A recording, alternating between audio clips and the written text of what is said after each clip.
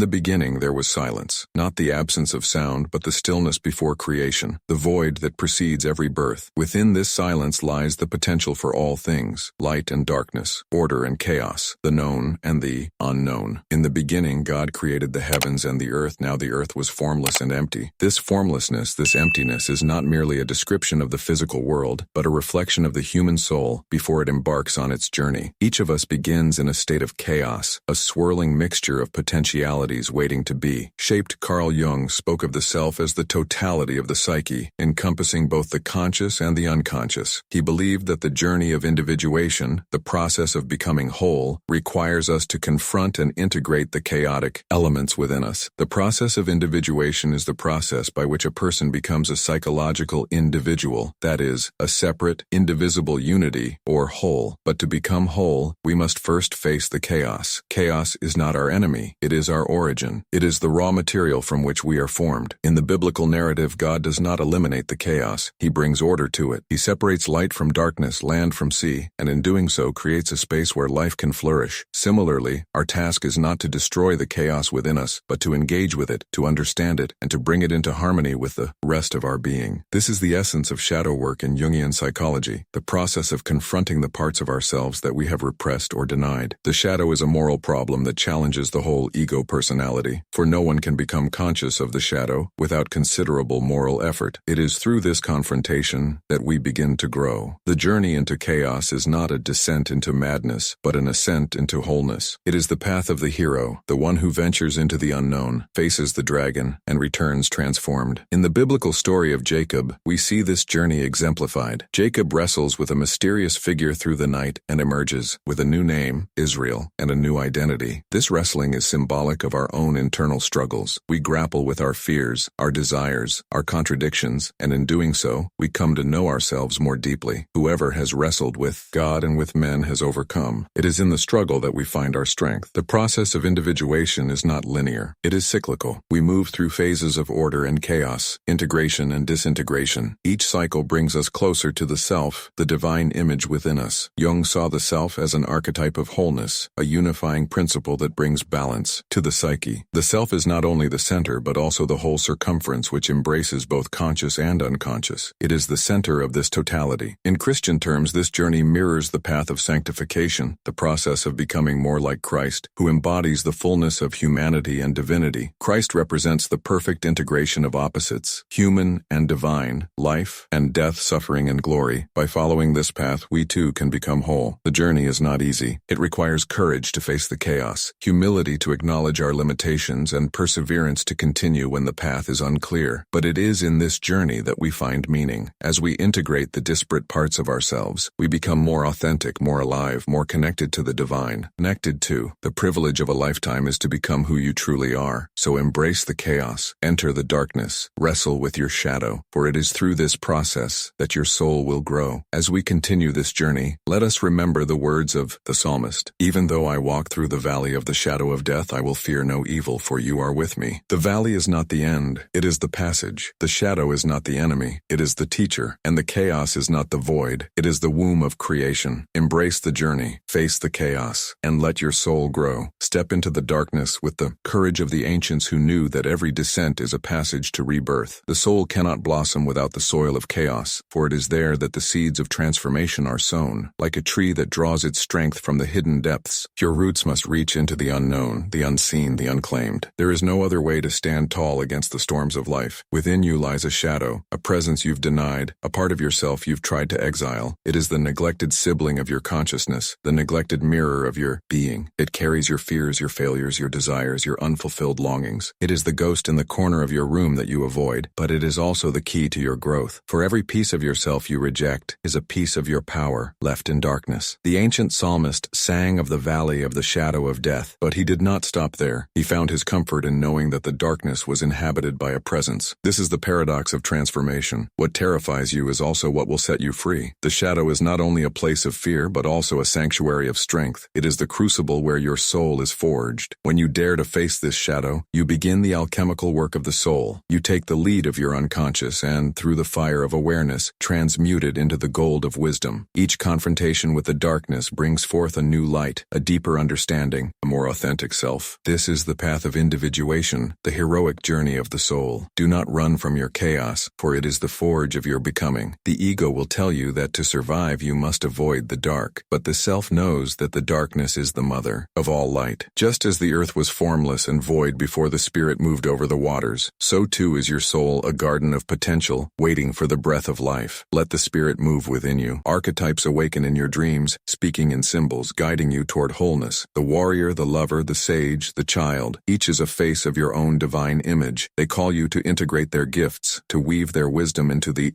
tapestry of your being. When you deny them, they haunt your nights. When you welcome them, they become your allies. The soul grows in the fire of conflict, between what you have been and what you are becoming, between your light and your darkness. Like Jacob wrestling with the angel, you are changed by the struggle. You walk away marked by the divine touch, limping yet stronger. Every scar you bear is a testament to your willingness to face the unknown. Pain is not punishment, but initiation. It strips away the illusions that have kept you small and reveals the vastness within you. Through suffering, you discover your true strength. Through surrender, you find your true power. And through chaos, you uncover the deeper order that has always been guiding your steps. Listen to the ancient wisdom. The fear of the Lord is the beginning of wisdom. This is not a fear that enslaves, but a reverence that liberates. It is the awe that arises when you realize you are part of something far greater than yourself. It is the humility that comes from knowing that you are both dust and divinity, both shadow and light. Let your soul grow in the soil of chaos. Let your roots find water in the depths of the unknown. Let the darkness teach you what the light cannot, for in the end, the soul's journey is not about perfection, but about wholeness. It is about embracing every part of yourself, your wounds, and your wisdom, your fears and your faith. There is a time to speak and a time to be silent, a time to seek and a time to surrender. Now is the time to surrender to the chaos within you, to let it break you open so that something new can be born. This is the mystery at the heart of transformation. That which seems to destroy you is also that which sets you free. As you walk this path, know that you are not alone. The Spirit walks with you, guiding you through every shadowed valley, every night of the soul. The Psalms remind us that even in our deepest darkness, we are never abandoned. Though I walk through the valley of the shadow of death, I will fear no evil, for you are with me. In that presence, chaos becomes a sacred dance and the soul grows into its fullest expression. So do not fear the chaos. Welcome it as the necessary ground of your becoming. Let it shape you, refine you, awaken you. For it is in the darkness that the stars are born, and it is in the chaos that the soul finds its wings. Your journey has only begun. Embrace the chaos, for it is the birthplace of your destiny. Every time you turn away from the chaos within, you deny yourself the opportunity to discover the treasures hidden in the night. The soul's journey is not a path paved in comfort and light. It is a descent into the underworld of your own being, where the monsters you fear most guard the gates to your true self. In the darkness, you will find your strength. In the shadows, you will find your courage. And in the chaos, you will find your purpose. It is not by avoiding the storm that you become whole, but by walking through it with open eyes and an open heart. Every tear you shed is a baptism, every wound a doorway, every scream a prayer. The universe responds to those who are willing to feel every drop of their humanity, for it is only in embracing your own brokenness that you can be made whole. Jung taught that the self is the axis of the psyche, the secret center around which your soul revolves. It is both your deepest wound and your highest potential. It is the place where your personal journey meets the divine. When you ignore the self, you become fragmented, lost in the illusions of the ego. But when you seek it, even in the midst of chaos, you become aligned with the source of all things. Do not be afraid to lose yourself, for it is in the losing that you find what cannot be lost. Let the old identities fall away like leaves in autumn, leaving only the bare branches of your essence. In the silence that follows, listen for the voice of the soul. It speaks in symbols and dreams, in the quiet knowing that arises from within. There will be times when the darkness feels overwhelming, when the chaos threatens to consume you. But remember the psalmist's words. He makes me lie down in green pastures. He leads me beside still waters. He restores my soul. The restoration of the soul does not come from fleeing the darkness, but from walking through it with faith that the light will follow. Every myth, every legend, every hero's journey is a mirror of your own. From Moses in the desert to David in the caves, from Christ in Gethsemane to Jacob at the river, each faced chaos and emerged transformed. The chaos is the crucible, the womb, the forge. It is the place where the old dies and the new is born. You are not exempt from this path. You are called to to it. The pain you feel is the price of awakening. The confusion you endure is the birthplace of wisdom. The tears you shed water the seeds of your transformation. Do not curse the darkness. Bless it, for it is through the darkness that the dawn arrives. As it is written in the Proverbs, the path of the righteous is like the morning sun, shining ever brighter till the full light of day. Surrender to the process. Let the chaos do its work. Like the potter's hands shaping clay, the chaos molds you into the vessel you were meant to be. Trust that the cracks in your being are where the light will shine through. The soul does not grow in the safe places. It grows where the wind howls and the earth trembles. It grows where you are broken open. Let every breath be a prayer. Let every step be a pilgrimage. Let every tear be a baptism. For the soul's journey is not measured by the distance you travel, but by the depths you are willing to explore. The darkness is not the enemy. It is the invitation. The chaos is not the end. It is the beginning. So rise, even in your brokenness. Stand, even in your fear. Walk, even when the path is hidden. For the soul only grows when you face chaos. It is in the eye of the storm that you will find the calm that cannot be shaken. It is in the roar of the thunder that you will hear the whisper of the divine. And when you emerge from the darkness, you will be changed. You will not be the same as before. You will be wiser, deeper, more compassionate. You will carry the scars of your journey like sacred tattoos, reminders that you were brave enough to walk through the fire. And in your eyes, others will see the light of one who has wrestled with chaos and emerged whole. So let the journey continue. Let the chaos come. Let the darkness rise. For in the heart of the storm, you will find the soul you were always meant to be.